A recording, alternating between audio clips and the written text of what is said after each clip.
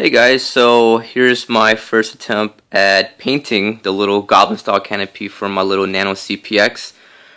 First try came out okay, not really the way I wanted it since I did try to outline the windshield with some yellow, but I forgot to back off the yellow with some white before I painted it, and then I painted the green over the yellow, and you can see the yellow was no longer yellow.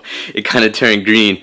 My shadowing effect, yeah, it looks okay, but you know, not too bad for the first try. I think I got the hang of it now, so the next canopy that I order should come out a little bit better, hopefully. But you can see you got the green on top, on the front, and the yellow down here. And once again, I didn't really mask off that yellow or back off the yellow with some white before I painted the green over it, so it kind of blends in a little bit. But you know, I kind of messed up there, but I got the hang of it now, so I'll try to get it better. But you can see, it looks pretty neat, you know. The green pops out, especially if you're flying under like a fluorescent white light or something like that. The green just pops out, and I have the bottom kind of white, so that's pretty cool, you know. So no matter which way you're flying it, you can see the bottom and you know which one is the top.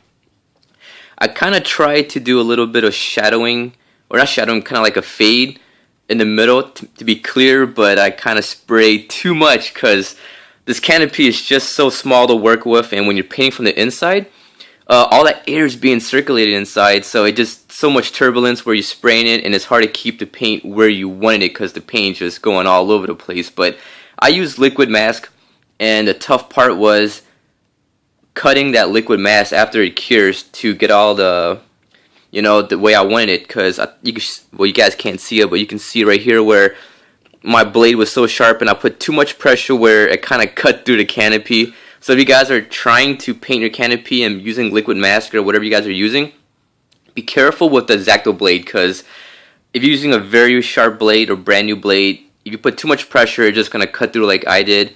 One thing I did notice too, there's a protective covering front and the back. I thought there was only the back covering, but there is a protective covering on the front, because after I painted, I was like, oh, it looks shiny, but it wasn't that shiny until I looked closer. I could see little bubbles.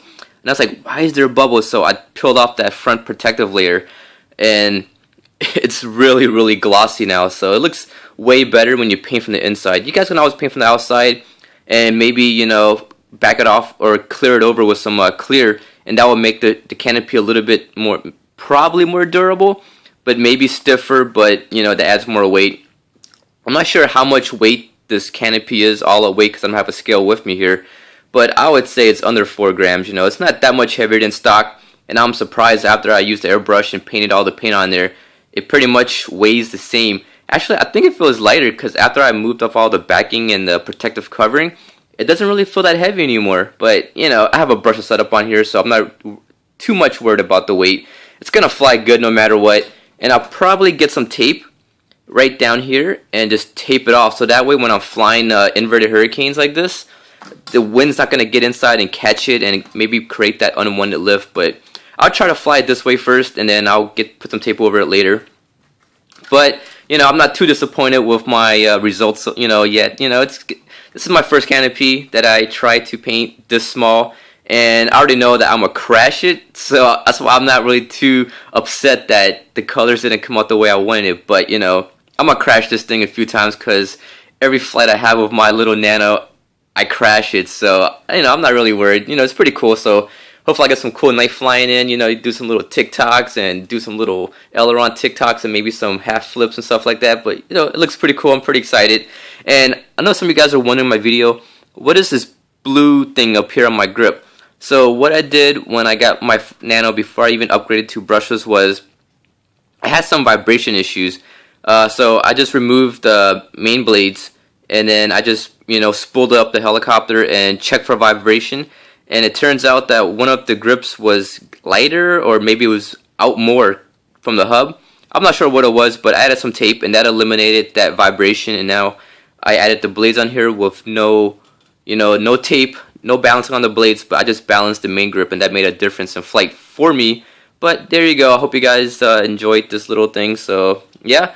And also thanks Composite for making this Goblin style canopy, and expect me soon, because I'll be ordering some more, because it was actually pretty fun.